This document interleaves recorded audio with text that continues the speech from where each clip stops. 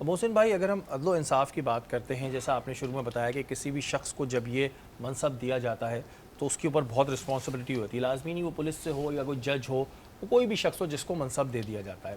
جو لوگ جان پوچھ کر غلط فیصلہ کرتے ہیں، جسے ہم فیوریٹزم کہتے ہیں کہ ٹھیک ہے جی مجھے بنا دیا، یہ میرا دوست ہے، یہ میرا دوست نہیں ہے تو میں سارے پوائنٹس اس کے فیور میں بولوں گا، ان کے لیے کیا حکم ہے؟ اچھا، پہلے میں یہ جو انہوں نے اولاد کی بات کی، یہ میں اگر بیان کر دوں کہ عدل ان کے بارے میں کیا تھا. اللہ کے رسول نے فرمایا کہ حضرت نعمان بن بشیر سے روایت ہے کہ اپنے اولاد کے بارے میں عدل کیا کرو، اپنے اولاد کے بارے میں عدل کیا کرو. اس سے مراد یہ کہ ان کے ساتھ کیا کرنا ہے. تو کوشش کرا کہ جو یہ بات ہے کہ ہمیں بھی اپنے اولاد کے ساتھ عدل کرنا چاہیے، کہ نا انصافی نہ کریں کہ 11 سال اور 40 سال اللہ رحم فرمائے.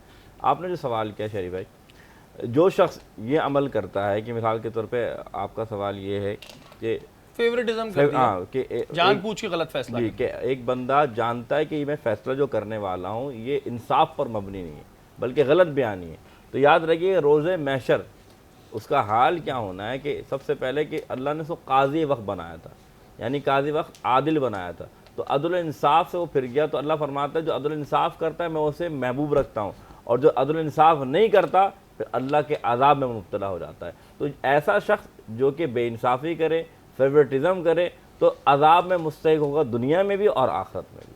بالکل جی، یہ چیز بڑی اہم بھی ہے، اور جب بھی آپ کو کسی ایسے منصب پہ بٹھایا جائے جس میں آپ نے عدل و انصاف کرنا ہے تو کبھی بھی فیوریٹزم کا سہارا نہیں لیں، کیونکہ ایک بڑی اللہ تعالیٰ کی طرف سے بلیسنگ ہوتی ہے کہ آپ کو کوئی یہ بالکل سمجھ رہا ہے کہ آپ کسی کے اوپر عدل کریں. ابریز بھائی، ظاہر ہے آپ لوگ جس منصب پہ بیٹھے ہوتے ہیں وہاں روزانہ ایسے کیسز آ رہے ہوتے ہیں. یہ میں نے سنا ہے کہ ایک اسٹنگ ہوتی ہے کسی بھی جو آفیسر ہوتا ہے اس کی یا ججز کی بھی، کہ ان کو پتہ ہوتا ہے کہ یہ صحیح ہے یہ غلط ہے، بٹ سننا پڑتا ہے. ظاہر ہے وہ اپنے پوائنٹس، کیونکہ کہتے ہیں کہ قانون ہے، انصاف ہے، وہ ثبوتوں پہ چلتا ہے. تو جب ایسی صورتحال ہوتی ہے تو پھر کیا کرتے ہیں؟ یہ بڑا ٹرکی سی سچویشن ہوتی ہے، کیونکہ سنس آپ کو پتہ ہے کہ جو سب سے پہلا دروازہ ہے شاید جہاں پہ ایک کمپلیننٹ کی بات سنی جاتی ہے وہ پولیس ہے. جب تک جوڈیشری تک بات جاتی ہے اس وقت پہلے ہی بہت ساری چیزیں حل ہو چکی ہوتی ہیں. لیکن آپ کی بات ٹھیک ہے کہ ایک پولیس آفیسر ہونے کے بعد میں تو یہ کہتا ہوں کہ بہت زیادہ صبر آ جاتا ہے، اور اتنا صبر آ جاتا ہے کہ آپ کو پتہ ہوتا ہے کہ آگے والا جو ہے وہ بالکل ہی بے بنیاد سی بات کر رہا ہے، لیکن آپ کو اس کو سننا ہوتا ہے تاکہ اس کو یہ فیل نہ ہو کہ میری بات ہی نہیں سنی گئی ہے. پھر اس کی بات بھی سننی ہے، اور اس کے بعد پھر قانون کے دائرے میں رہتے ہوئے ہم تھوڑی سی ٹویسٹنگ بھی کر لیتے ہیں اگر آپ کو پتہ ہوتا ہے کہ یہ بلیٹنٹلی غلط ہے، اور کچھ چیزیں جو ہے وہ اس کے جہاں پہ تھوڑی بہت ڈسکریشن آ جاتی ہے آپ کے پاس، یا آپ کو قانون کے جو 4 کارنرز میں رہتے ہوئے اگر کوئی چیز انصاف کی خاطر آپ کو ٹویسٹ کرنا پڑے، تو میرا خیال ہے کہ اس دائرے میں رہتے ہوئے کوئی اس میں مذائقہ نہیں ہے. ہاں، کیونکہ ظاہر ہے میں نے یہ سوال اس وجہ سے ابریز بھائی سے کیا کہ میں تقریباً 12-14 سال سے کرائم شو کر رہا ہوں، اور ساری ایجنسیز سے ہم کام کرتے ہیں، تو ہمیں بھی اب اتنی کہ ہماری اسٹرنگس تیز ہو جاتی ہے کہ ہم بتا دیتے ہیں کہ یہ بندہ جو بات کر رہا ہے آیا اس کے پیچھے ریزن کیا ہے.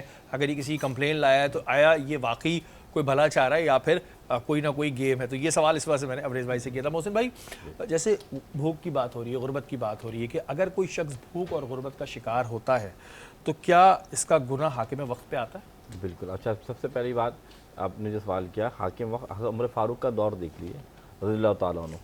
آپ کے دور میں آپ راتوں کو باضابطے گشت کیا کرتے تھے، نکلا کرتے تھے. کیوں نکلا کرتے تھے؟ کہ اس وجہ سے کہ کوئی بھی شخص جو ہے وہ بھوکا اور پیاسا نہ رہے. لیکن اگر حاکم وقت جس کو اللہ نے یہ منصب عطا فرمایا، تو روز محشر اللہ پوچھے گا. کیا پوچھے گا؟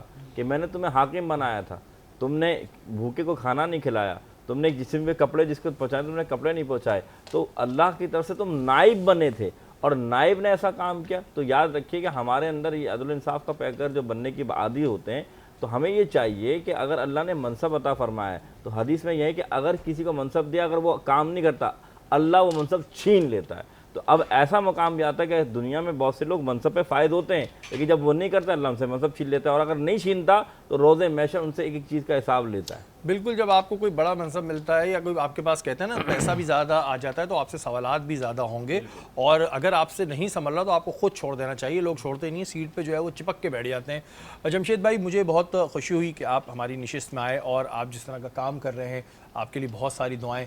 اور کوئی پیغام دینا چاہیں گے آپ دیکھنے والوں کو؟ دیکھیں، بس پیغام یہ ہے کہ ہم جس ملک میں رہ رہے ہیں اس ملک میں بہت زیادہ مسائل ہیں، بہت زیادہ پریشانیاں ہیں، لیکن اس کے باوجود بھی یہ ملک ہمارا ہے. بالکل. اس ملک کی حفاظت، اس ملک کی تعمیر ہم سب کی ذمہ داری ہے. اور اس ذمہ داری کو ادا کرنے کے لیے NGOs اپنا کردار ادا کر رہی ہیں، حکومتیں اپنا کردار ادا کر رہی ہیں. کوشش اس بات کی کریں کہ جو بھی اچھی چیز ہو اس کو پروان چڑھائیں، اور جو بری چیز ہو اس کو روکنے کی کوشش کریں جو ہمیں اللہ اور اس کے رسول نے حکم دیا ہے. اور اس کے روکنے کا طریقہ اس طرح ہونا چاہیے جس کے معاشرے میں انتشار نہ پھیلے اس سے، بلکہ ایک بہتر طریقے سے وہ رک جائے. بڑھتی ہوئی منشیات، بڑھتی ہوئی جو ہے نا وہ کرائم کی وجوہات بنیادی طور پہ اس وجہ سے ہیں کہ ہم لوگوں نے اپنی ذمہ داریاں ایز اے انسان بھول گئے، اور انسانیت کی ذمہ داری یہ ہے کہ وہ اپنی ذمہ داری کو ادا کرے. بالکل جی. اور آپ اپنی اگر ذمہ داریاں بھی پوری کرنے لگے نا اور اپنے ساتھ ہی عدل و انصاف کرنے لگے تو بہت سارے مسائل حل ہو جائیں گے.